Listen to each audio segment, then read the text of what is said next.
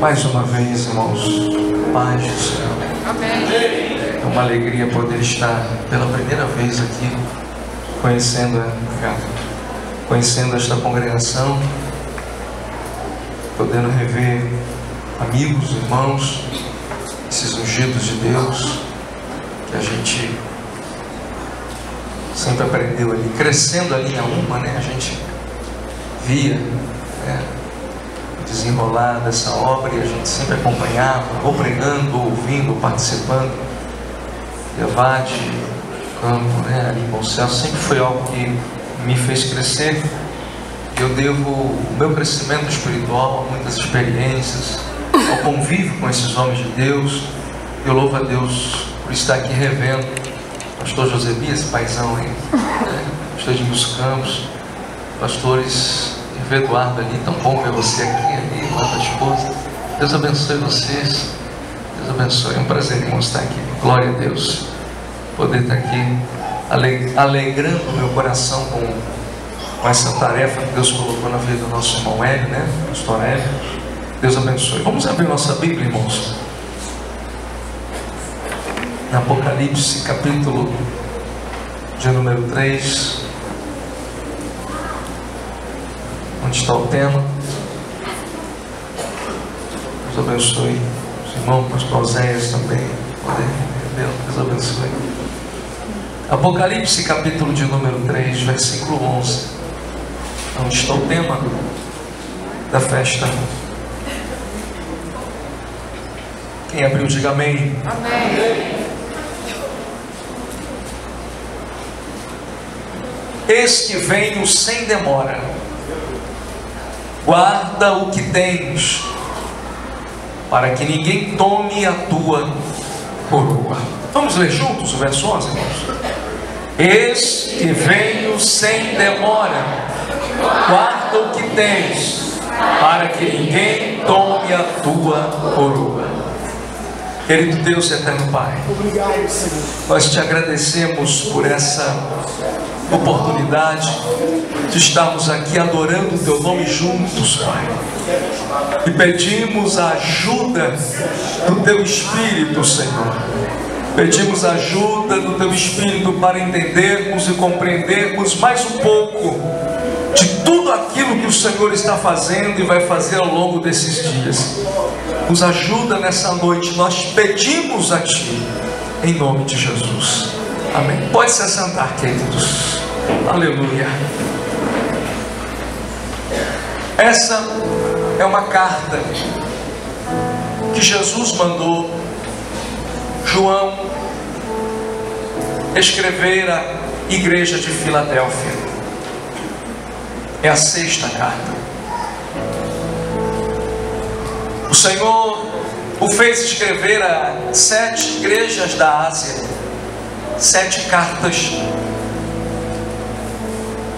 O próprio Cristo, Ele dá a João a experiência, se revela a João e ordena a ele, após se revelar, que ele escreva algumas mensagens a 7 igrejas locais. Mensagens, e o interessante é que cada uma dessas cartas tinha uma estrutura idêntica. Ele se apresenta, para cada uma delas ele se apresenta, tem toda a apresentação pessoal. Logo após a apresentação ele dá, vamos colocar assim, um diagnóstico. Como um bom pai, ele sempre vai tecer os comentários a favor, ele sempre vai falar as coisas boas, porque Deus, Ele é muito interessante. Ele é um pai que nunca olha só os defeitos dos filhos. Ele sabe o que você tem de bom e Ele vai ressaltar o que as igrejas têm de bom.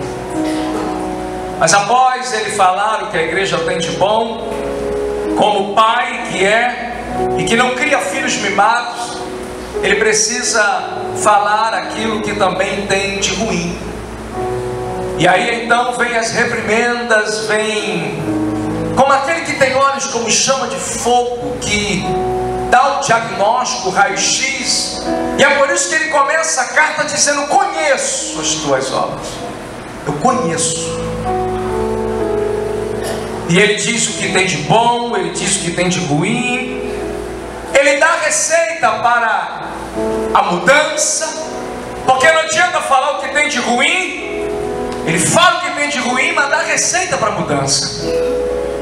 Ele dá a receita e logo após ele termina, ele fecha com o que a gente chama do oráculo do vencedor. Ao que vencer, eu farei, eu darei. E ele faz promessas àquele que vencer. Quando ele faz promessas a cada uma delas, você percebe que 5 delas, Éfeso, Pérgamo, Tiatira, Sardes e Laodiceia, 5 delas, no diagnóstico, você percebe que há problemas. 5 delas perderam alguma coisa. Quando você olha para Éfeso, Éfeso perdeu o primeiro amor. Quando você olha para Pérgamo, Pérgamo perdeu a santidade. Tiatira perde o conhecimento e se torna apóstolo. Sardes perde a essência e vira crente nominal. Laodiceia perde a identidade.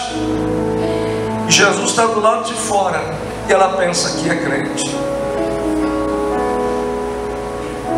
Jesus ele dá o diagnóstico, mas interessante que apesar desses problemas, para cada uma delas há uma promessa àquele que vencer. Isso significa que apesar dos problemas, há mudança, ainda há esperança, ainda há oportunidade. Mas para 2 dessas cartas, a gente não vê uma reprimenda, a gente não vê aquela bronca. Esmirna e Filadélfia, não, você vê promessas, você vê Deus reconhecendo a luta, 2 igrejas perseguidas e que padeceriam perseguições. Mas interessante que elas têm 2 coisas em comum que eu vejo: a coroa. Para Esmirna ele diz: ser fiel até a morte, eu te darei a... Para Filadélfia ele diz: guarda o que tem, para que ninguém tome a tua. Para Esmirna ele diz que vai dar a coroa. Mas para Filadélfia parece que a coroa já está na mão dela.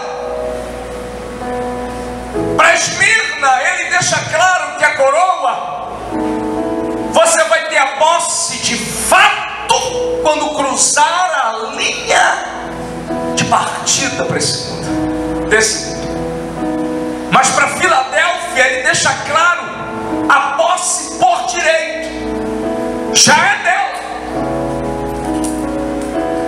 Só que existe toda uma condição de manter aquilo que tem,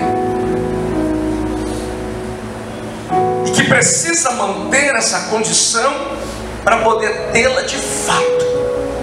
Perceba que cada uma dessas promessas ao que vencer, o nome novo, farei coluna no santuário do meu Deus, vestes brancas, maná escondido. Eu não consigo enxergar uma promessa para a vida daqui.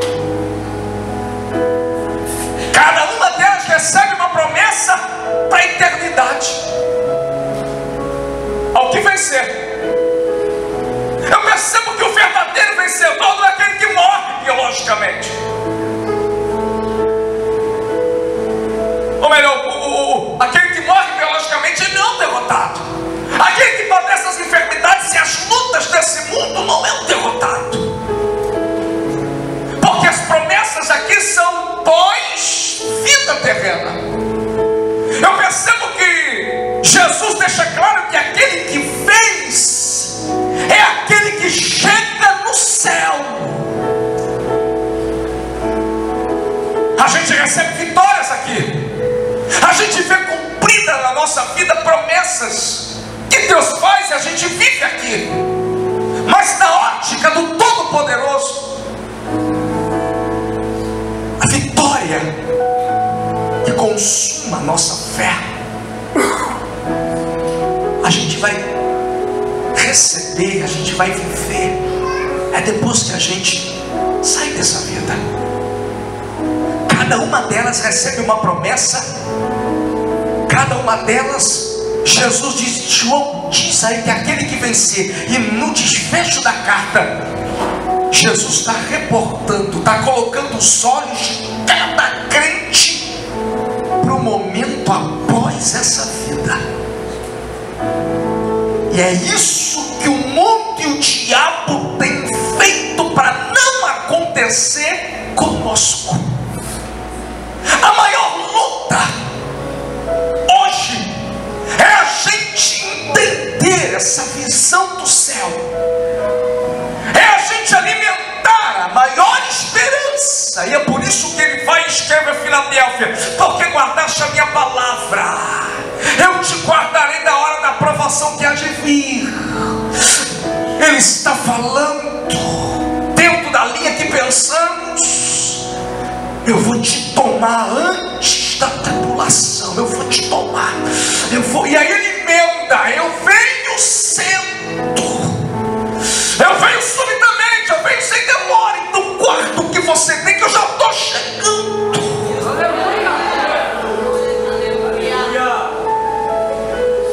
Ele está se reportando a maior esperança da igreja. Jesus, quando escreve a Filadélfia, escreve as igrejas, colocando que a maior esperança do crente é estar no céu.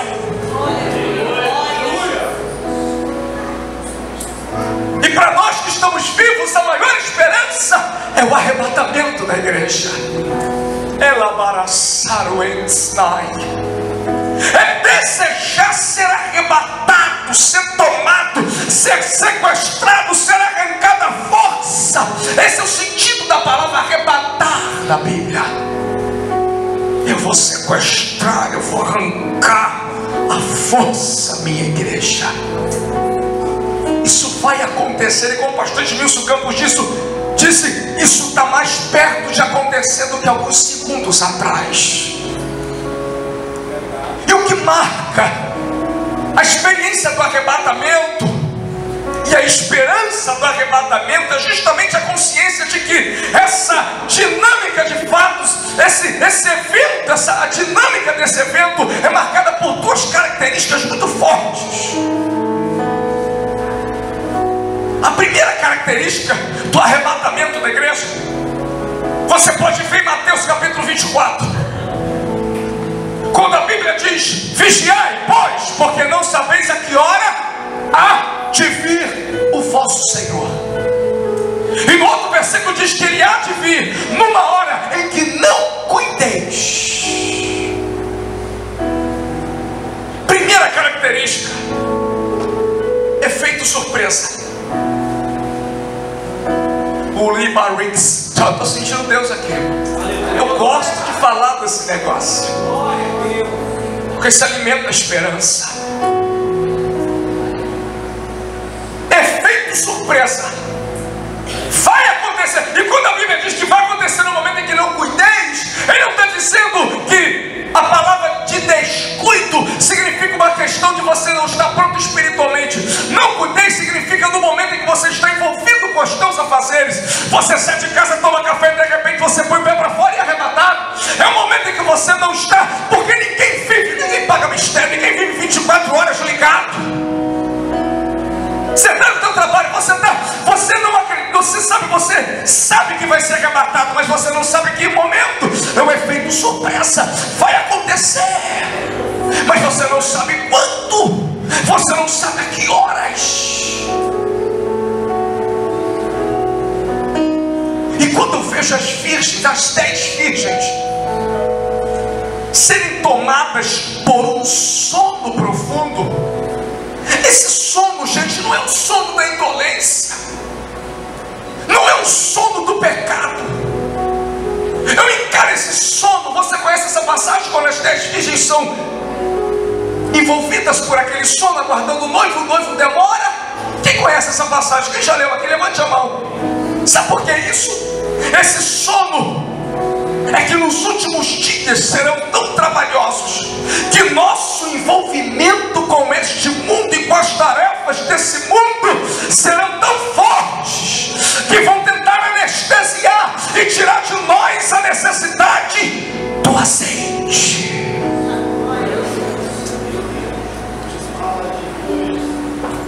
Você se preocupa muito em sustentar a tua casa. Nunca se falou tanto de problema social como hoje. Você sai de casa preocupado e não recebeu aviso. Você é homem de Deus, mas o teu coração pulsa na empresa porque você tem medo. Esse envolvimento da gente sociologicamente, esse envolvimento social, psicológico, isso consome a gente nesses últimos dias de tal maneira que a gente vai se envolvendo, e aí sabe o que o mundo vai fazendo? Com aqueles que se descuidam do azeite, esses vão perdendo a noção e não vão sentindo a necessidade de tê-los.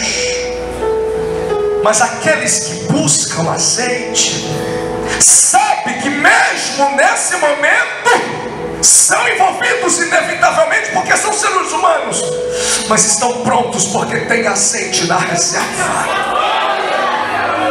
Dias difíceis são dias complicados, mas a qualquer momento a trombeta vai soar. Repita comigo, efeito surpresa.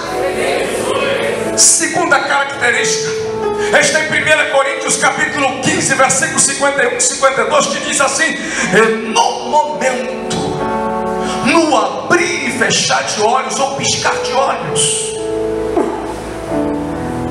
a trombeta, ela vai soar.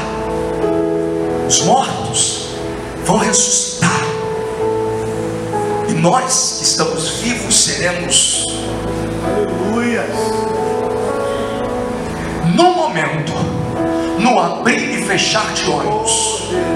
Um piscar de olhos é 10 vezes mais rápido do que um segundo. A palavra momento no grego é a. Sabe o que Paulo está querendo dizer aqui? No momento, como o átomo naquele tempo era a partícula menor que existia no mundo, mais conhecida de então, era então conhecido como uma partícula indivisível. O que é isso? Não estou entendendo. Ele está dizendo, no momento em que você não vai poder dividi-lo para outras tarefas, em que não vai dar tempo de fazer nada, ele vai voltar.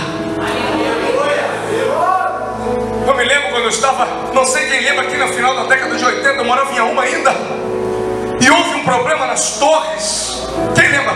O balão e o céu em Ramos, Bom Sucesso, em Auma ficou verde.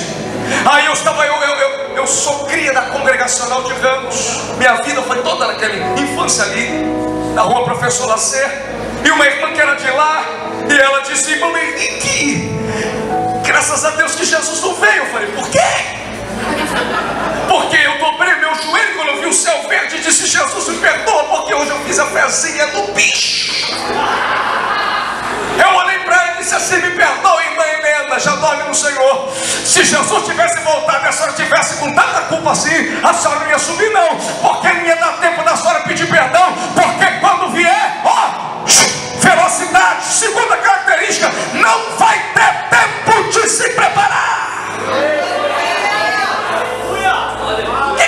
Então significa o seguinte: se a gente disser aqui, botar uma placa, Jesus vai voltar no domingo que vem, pode ter certeza, não vai ter banco para crente sentar. Os desviados vão todos entrar e vão sentar aqui. Vai ter um abandono de emprego em tudo quanto é. Por quê? Quem é que largou o emprego? Os crentes. Por quê? Jesus vai voltar. Os crentes vão passar a semana toda orando, jejuando, não vai ter. Tem gente que vai chegar na igreja no domingo que vem com o olho pregado, porque não corou tanto na madrugada. Só que o problema é o seguinte: a gente não sabe quando ele vem, e quando vier vai ser rápido. O que o Senhor está querendo dizer? Eu quero dizer que Deus não quer que você se prepare para o momento que você sabe. Ele quer que você tenha uma vida preparada para o momento que você não sabe. Você entendeu?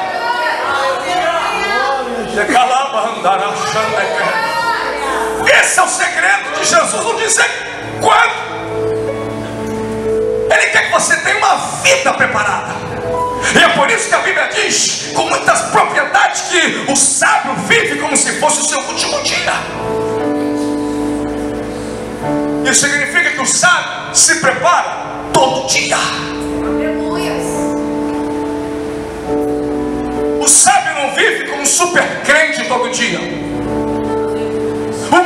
O sábio não vive como se não vivesse, não acontecesse nada na vida dele. Não, não é isso. Mas ele sabe que a qualquer momento Jesus vai voltar. E ele precisa estar pronto.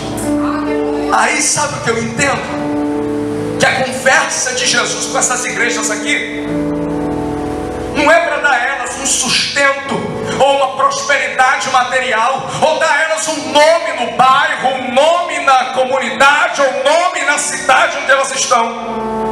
Eu estou vendo que a conversa de Jesus com as igrejas é para dar condição a elas de estar e entrar no céu. Aleluia. A preocupação de Jesus aqui não é com ter terreno, mas é com ter que faz você entrar no céu. Aleluia. É por isso que ele chega para Filadélfia. Filadélfia não tem uma bronca. Filadélfia não recebe uma reprimenda. Pelo contrário, tem porta aberta. Eu abro, ninguém fecha. Se eu fecho, ninguém abre. Ninguém me impede. Eu tenho posto uma porta aberta para você. E ele vai dizendo, vai falando promessas. Olha, tem gente que te persegue, mas eu vou fazer com que essas pessoas se ajoelhem e me adorem, vendo e olhando para você. Mas é muita coisa boa, gente. Mas aí no versículo 11 ele diz assim: olha, guarda o que você tem. Ela é uma igreja aprovada. Eu quero que você diga para quem está ao teu lado: você é aprovado. Diga: você pode ser aprovado. Mas não é por causa disso que você não recebe alerta de Deus. A gente recebe alerta de Deus. E por quê? Primeiro motivo: guarda o que tens. Primeiro motivo, um motivo muito forte. Filadélfia, você é uma igreja, ó, mas a tua história não acabou ainda. Tua história não acabou. Tua história não acabou. Tua história só acaba aqui quando você entrar lá. Então você tem que guardar o que tem.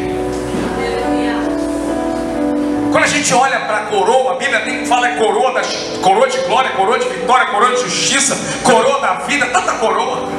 O que é coroa? Coroa, quando você vai para a Bíblia, você vai perceber que coroa, para a Bíblia, para os tempos bíblicos, coroa era significado, era símbolo de triunfo ou de honra.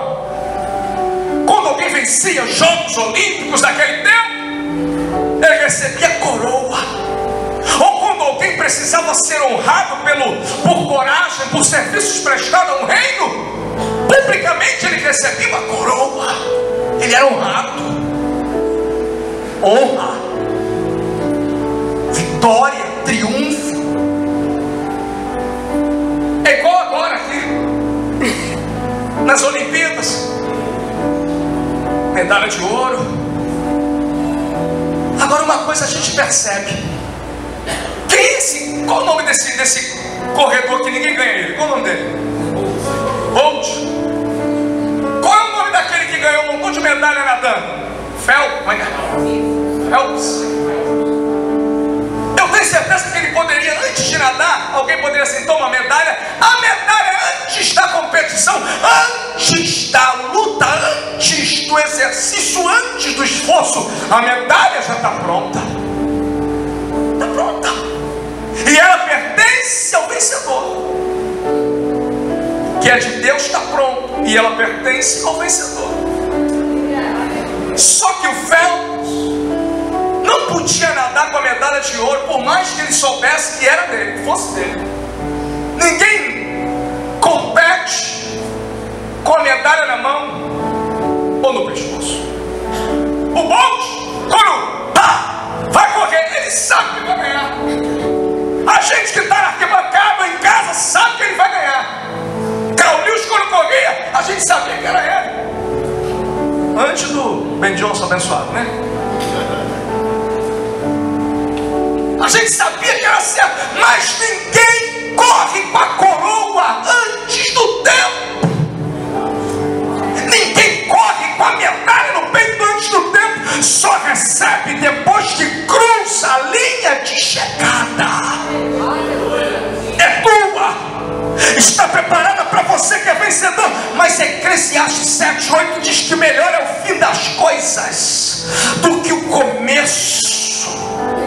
Para Deus, você fez muito ontem, você está fazendo muito hoje, mas para Deus vale, não significa que Deus vai anular o que você fez ontem, mas para Deus importa como você diante dele, do altar dele, chega e termina. Você vê as epístolas de Paulo, você vê Paulo sempre dizendo, com aquele receio de não receber inutilmente a graça de Deus e se achar desqualificado. Você já leu isso? Sabe por que Paulo fala isso? Porque ele sabe, e ele expressou isso em Filipenses 3. Não que eu já tenha alcançado, mas uma coisa eu faço: eu não me julgo já com a coroa na mão. Uma coisa eu faço, e é que, esquecendo-me das coisas que ficam para trás, e avançando, e olha a certeza de que ele tem, de que Deus tem mais coisa para ele, avançando para aquelas que estão diante de mim. Pastor Josabias, tem coisa na tua frente. Aleluia. Tanta luta, tanta prova, ainda tem coisa. Tem. Prossigo para o alvo. Ele sabe que não chegou, mas ele precisa chegar. O que importa para Deus é como você termina, minha irmã. Só que daí, o que importa é como eu termino, mas o meu futuro depende do que eu faço hoje. E eu sou hoje aquilo que é resultado do que eu fiz ontem. O que é importante para Deus é como eu termino, mas o que vai influenciar a maneira de eu terminar é o que eu faço no presente.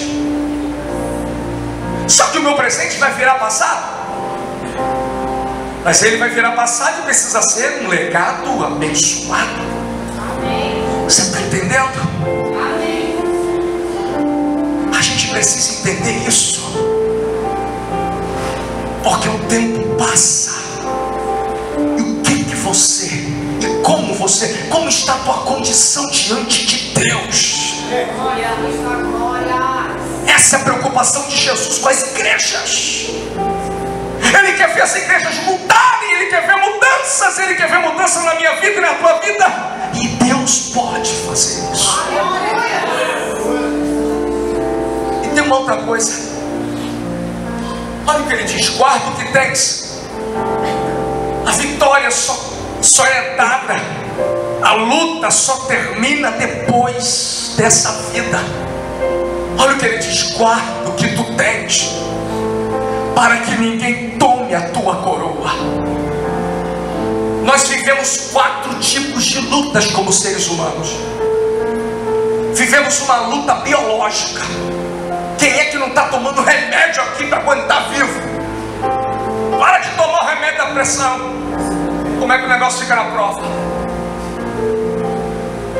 Ah, mas Jesus cura, irmão. Mas quando ele não quer curar, você tem que tomar remédio. Pelo amor de Deus. A gente luta para ter saúde. A gente luta socialmente, luta para se encaixar no emprego, luta para sustentar os filhos. É uma luta social, e essa é desgastante por demais.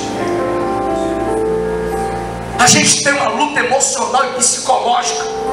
A gente luta para que no meio da saúde meio complicada, socialmente meio abalado, a gente luta para se manter equilibrados, para se manter emocionalmente, psicologicamente bem. A gente luta aqui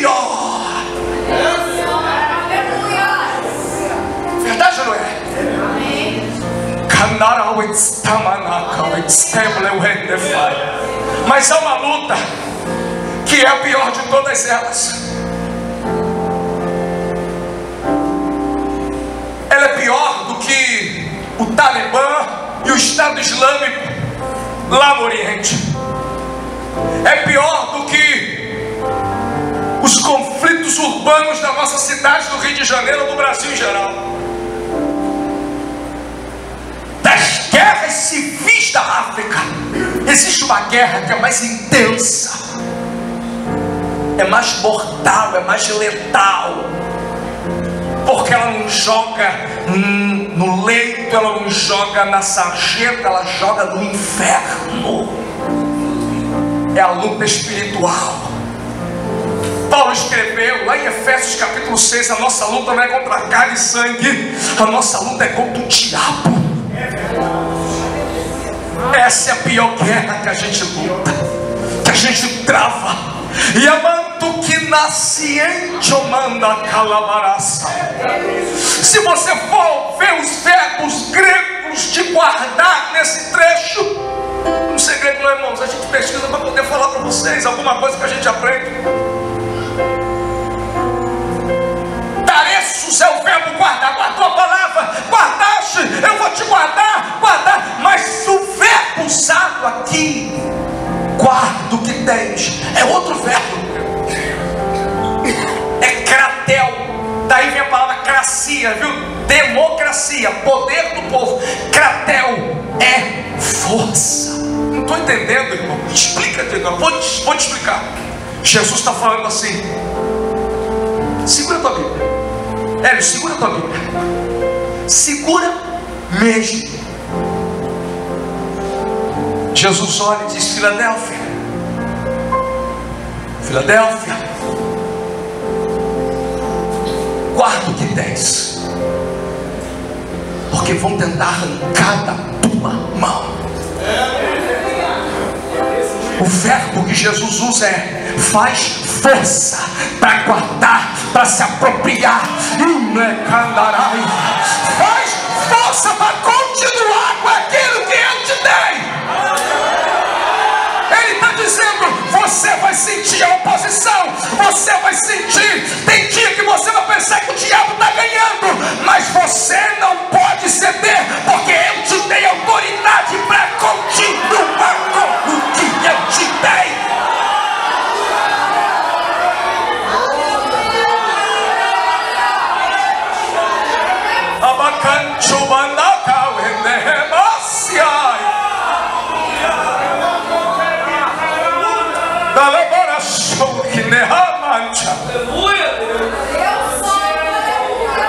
É aqui que está a diferença dos dois tipos de crentes que a gente vê dentro das igrejas. É justamente nessa guerra de aguentar, de lutar, que a gente vai perceber quem entrou no Evangelho ou quem o Evangelho entrou nele. Aleluia. As igrejas estão cheias de gente que entraram no Evangelho. Entrou.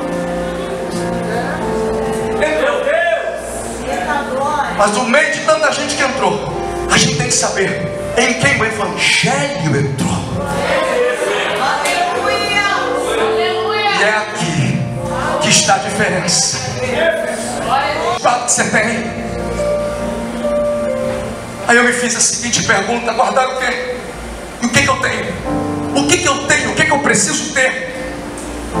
Ou o que eu devo ter para poder guardar com tanta força, para empreender força, para sangrar, mas não deixar sair das minhas mãos?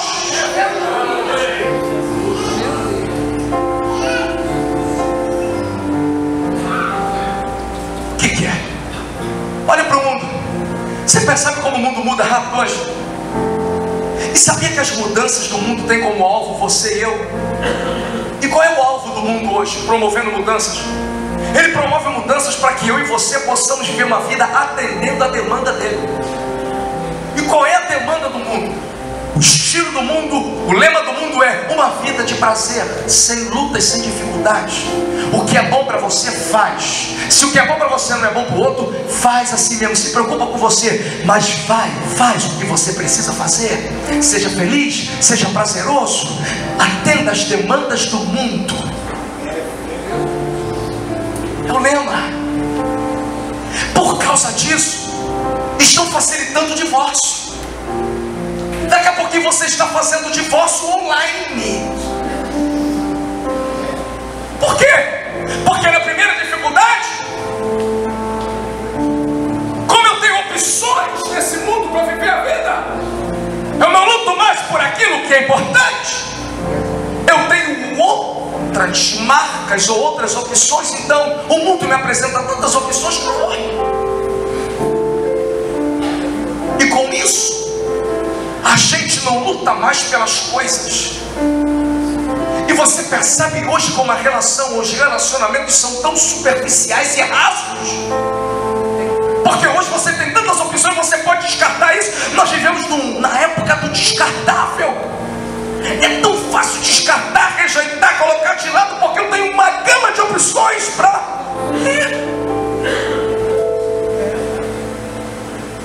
Antigamente era CCBL e Celita. Era uma guerra. Vai em qual? Hoje você tem até o Fazenda do Titi e da Loló. É um monte de leite para lá e para cá, leite do nada. São opções, é o mundo de hoje, é um mundo de muitas opções. E é por isso que o Evangelho está virando mais. O diabo quer fazer com que o Evangelho vire mais uma opção. E tendo a igreja de diabo, e o mundo está querendo que a vida de santidade seja também uma opção.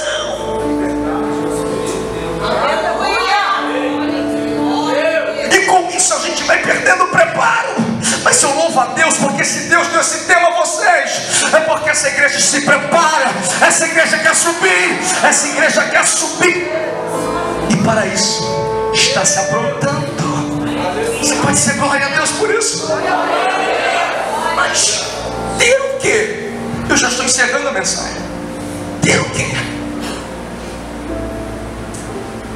Tem coisas na vida que inevitavelmente a gente tem e a gente vai perder sem fazer força, sem querer ou não querer, a gente perde. Você sabe disso. Pessoas, esse rostinho de 18 anos, prepara o teu coração, ele vai embora. Esse barriguinha tanquinho, prepara. Não estou falando maldição não, em nome de Jesus, tá? Mas eu luto hoje. Meu filho de 17 anos diz assim: pai, eu corri, o senhor correu, eu perdi uns 3 quilos, 4 quilos. E o senhor? 100 gramas. Tá rindo? Quando eu tinha idade eu corria, queimava. Agora não dá para queimar, 44 anos quase, não dá mais. Tem coisa que a gente perde, não tem jeito. O vigor. Tem gente que, minha avó, sentada na cama, antes de partir, dizia: eu não sei por que Deus me deixa aqui ainda na terra, 103 anos de vida, mas eu sei, é porque eu preciso orar por vocês, pelos meus netos, pelos meus bisnetos, eu preciso orar. Eu tenho uma vida de oração, mas eu tenho saudade quando eu subia morro, descia morro, evangelizava e contava meu testemunho de feiticeira que Jesus me libertou. Mas hoje eu não posso, já que eu não posso, eu vou ser feliz de outra maneira. Como eu vou ser feliz? Orando por vocês. Mas o vigor vai embora. Tem coisa que a gente perde. Tem coisa também que a gente precisa perder, mas a gente só vai perder se a gente quiser perder. Você casou. Tem jovem que quando casa quer continuar com a vida de solteiro. Como disse meu filho, vai dar ruim lá na frente. Você tem que parar. Você é casado. E quem é casado não tem vida de solteiro. Vida de solteiro ficou para trás. Agora você recebe o chamado dos colegas, você tem que conversar com a esposa se dá. Se não der, não deu. Porque agora é ela e não eles. Pecado é a mesma coisa. Velho homem é a mesma coisa. Tem coisa que a gente só vai perder se a gente se esforçar e tomar uma atitude para perder. Depende de nós. Mas tem coisa que a gente tem e não pode perder. A gente tem que agarrar, guardar e não abrir mão disso. Ah, mas eu tentei agarrar o meu emprego. Não estou falando dele. Ele está na categoria de coisas que a gente pode perder. Ah, mas eu tentei agarrar aquela oportunidade e ela se foi. Mas o que eu não posso perder e eu não vou perder? E se eu decidir não perder, eu não vou perder. Tudo aquilo que Deus te deu e te faz conexão ou conectado com o céu, e garante e é subsídio, é suporte para a tua vida espiritual. O investimento de Deus você não perde, só perde se você quiser. Guarda o que tens. O que eu tenho que vai manter-me com coroa? O que eu tenho que guardar na terra para manter a coroa no céu? Aquilo que faz conexão minha com a coroa. E o que é hoje no século XX? Uma igreja cheia, com dízimo alto.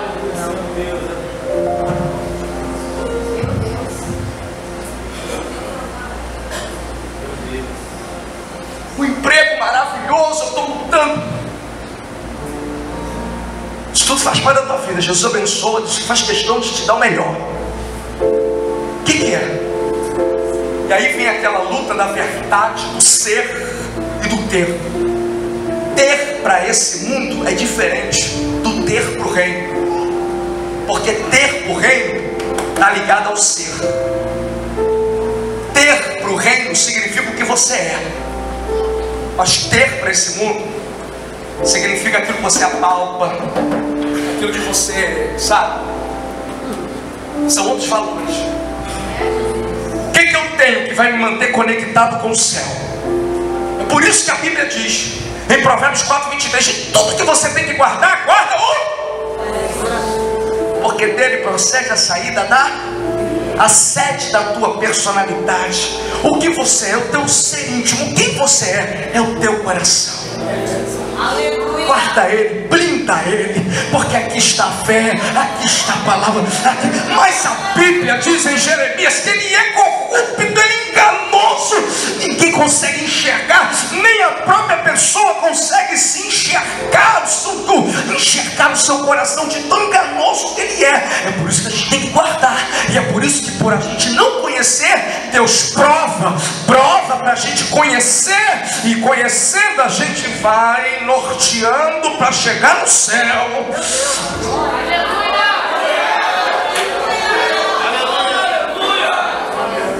Jesus disse assim, Deus falou assim lá na sarça: ô Moisés, você quer poder? Você quer ter? Vou te ensinar um princípio aí do ministério.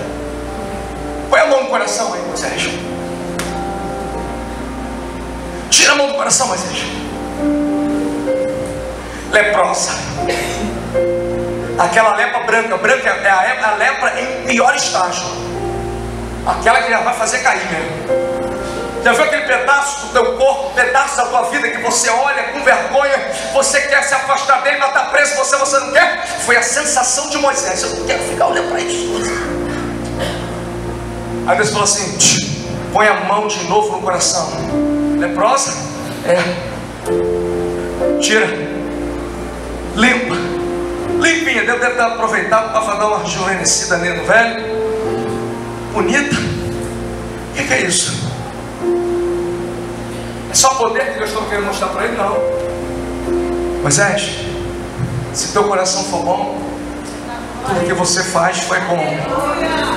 Mas se teu coração for leproso, tudo que você faz é leproso.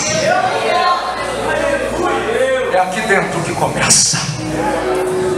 É daqui de dentro. Guarda o teu coração, guarda a tua alma. O que você tem?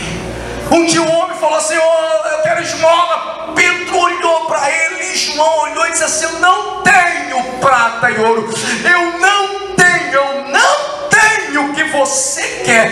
Eu não tenho aquilo que vai atender às suas expectativas terrenas. Eu não tenho. Mas o que eu tenho, Ele guardou o que Ele tem. Ele não se envergonhou de não ter. Tem crente perdendo a fé porque não aguenta não ter para o mundo. Tem vergonha de não ter para o mundo. Ei, que isso? Você tem um Deus que pode te dar, te fazer ter. O que você não pode é ofuscar o que de Deus você recebeu, porque não tem aquilo que o mundo quer e exige que você tenha.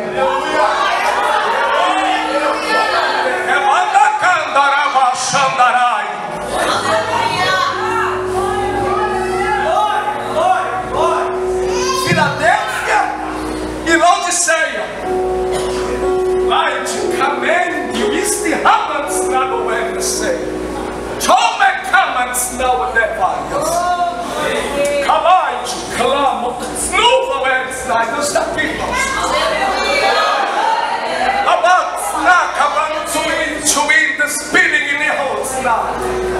Laodiceia, uma igreja que se diz: eu tenho tudo, estou farta. Se você for ler a história, foi uma igreja que abraçou o governo e vivia sem perseguição e livre, porque estava de mão dadas com Roma. E ela dizia: tenho tudo, não me falta nada.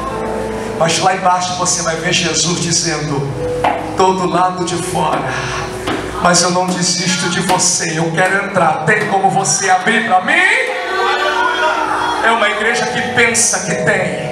É uma igreja que pensa que pode. É uma igreja que pensa que faz a diferença e a referência.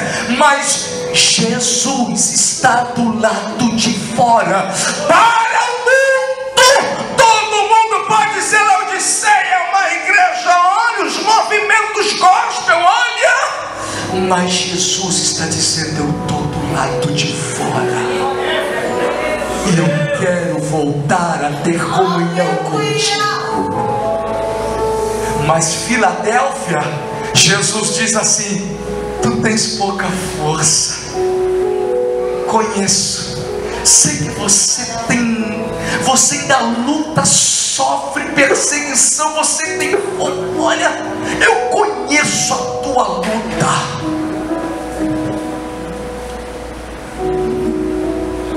Mas guarda o que você tem.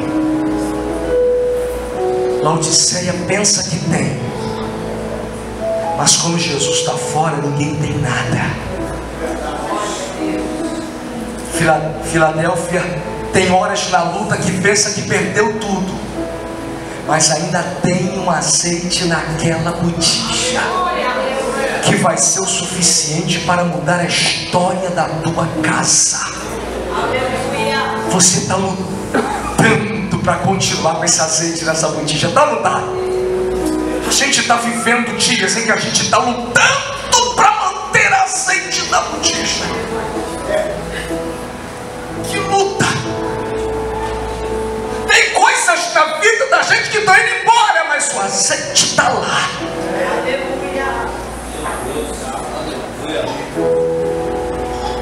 Porque Deus pode mudar a história com esse pouco azeite que tem. Esse é o azeite da fidelidade. Esse é o azeite da mudança. Ele não mudou a história com nada a não ser com azeite. Aquela mulher teve a história mudada por causa de um azeite dentro de uma botija. Ele não precisou de um vaso grande com muito azeite. Ele precisou de um jarrinho com um pouquinho de azeite para mudar a história daquela mulher. Só isso que Deus quer, que você acredite. Sabe por quê? Porque ninguém luta. Eu encerro aqui a mensagem. Ninguém guerreia, ninguém luta por aquilo que não julga importante. E é justamente aí que a gente vai demonstrar o nível de compromisso que a gente tem com o arrebatamento. Quando a gente tem consciência do valor das coisas. gente dá atenção, dedica e luta por aquilo. Tira alguém da fila do Banco Bradesco no segundo dia útil do mês, com aquela fila, tira ele do sol quente dali, vai para casa. Ele sabe o que ele vai dizer? Não, daqui eu não saio. Só sai depois de conversar e ter um tete a tete com a caixa lá dentro. Por quê? Porque ela sabe que a caixa vai dar todo o dinheiro do pagamento dele. Tira ele dali. Ele sabe o que quer, sabe o que tem valor. Ele paga o preço de derreter no sol, esperar na fila, cansar, mas ele sabe que lá dentro está alguma coisa de valor e ninguém tira ele daí. E se tentar tirar, meu filho, vai ter briga. Ele sabe que aquilo que ele vai pegar vai ser pedido para as instituições, mas ele precisa pegar. Quando você guerreia por alguma coisa que é importante, por que a mulher da a dracma dizia que ela, sabe aquela, você conhece essa história, a dracma perdida é aquela mulher que tinha um voto de compromisso com o seu marido, ou com quem ia casar, ou com o seu noivo, e ela recebia como aquele dote, aquele presente, e aquele presente era uma tiara, um colar de 10 moedas, mas uma delas se perdeu. Se perdeu, ela não pode mais usar, e se não pode mais usar, o voto de compromisso, o voto de estar compromissada, o voto de lealdade, de estar compromissada, não pode mais. O que ela vai fazer? Ela para a vida dela para ir atrás daquela moeda. Por quê? Achando a moeda, ela vai poder mostrar para todo mundo o voto que ela tem. Ela vai poder externar o compromisso que ela tem através daquele objeto. Ei, quando você sabe que alguma coisa é importante, você luta por aquilo. Eu quero encerrar. Eu já comentei umas 10 vezes com vocês. Você lembra de Esaú? Quem lembra de Esaú? Um dia Esaú estava com uma fome.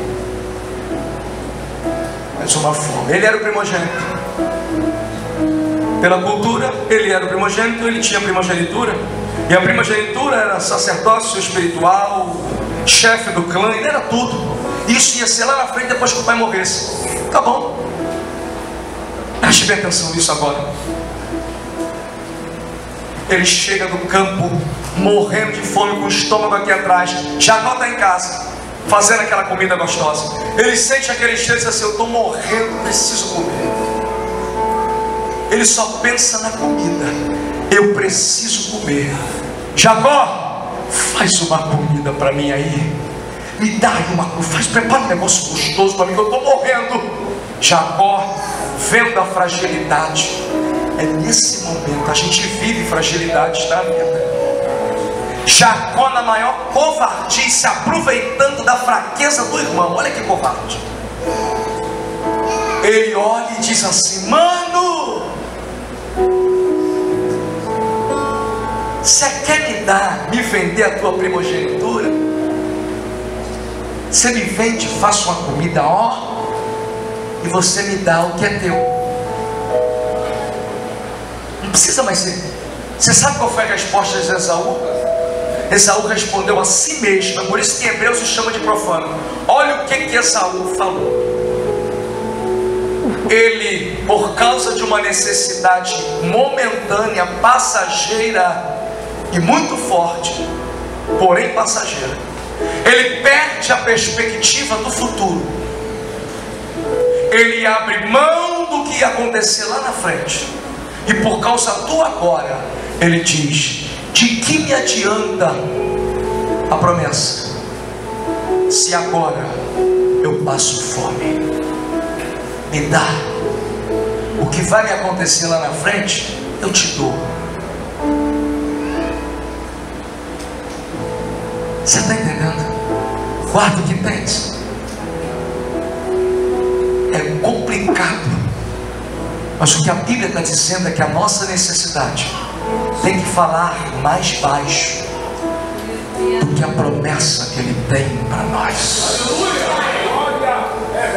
Eu não sei como você entrou aqui. Eu não sei como você chegou aqui. Mas você talvez chegou aqui já quase abrindo mão, perguntando: para que agarrar? Para que segurar? Para que se esforçar? Se hoje eu estou assim. Se eu tenho a opção de abrir mão, eu vou abrir mão porque eu quero satisfazer hoje. Olha para Jesus. Que Jesus, quando o diabo chegou e ele teve fome, depois de um jejum de 40 dias, o diabo olhou e falou assim: se tu é filho de Deus, vou apelar para o teu poder. Tu é filho de Deus? Então transforma essa pedra em pão. Sabe o que o diabo está fazendo? O diabo está dizendo assim: tu tens poder, tu podes dar um jeito nessa tua prova. Você pode, por uns minutos ou uns segundos, esquecer da obra vicária da cruz e passar por essa necessidade comendo um pão que você tem poder para mudar. Você pode dar um jeitinho nesse teu problema. É só você usar o poder que você tem. Jesus olha para ele e diz assim: nem só de pão viverá o homem, mas de toda palavra que procede da boca de Deus. Sabe o que ele quer dizer? Você não está falando só com o Filho de Deus. Eu sou filho de Deus, eu sou unigênito do Pai. Mas aqui agora, conversando contigo, eu também sou homem. E quando eu vim do céu, eu vim do céu e abri mão de ser, de viver como Deus, para poder viver como homem também. E eu abri mão e resolvi urinar, defecar, sentir fome, sentir dores, por causa do homem. E quando eu decidi ser assim, eu decidi ir até o fim como servo. E hoje, o que o Pai precisa não é do unigênito que vivia na glória com Ele antes de tudo isso, mas é do servo que resolveu abrir mão e poder sofrer. E é por isso que eu prefiro esperar na palavra do Pai do que transformar isso num jeitinho porque eu sou Deus.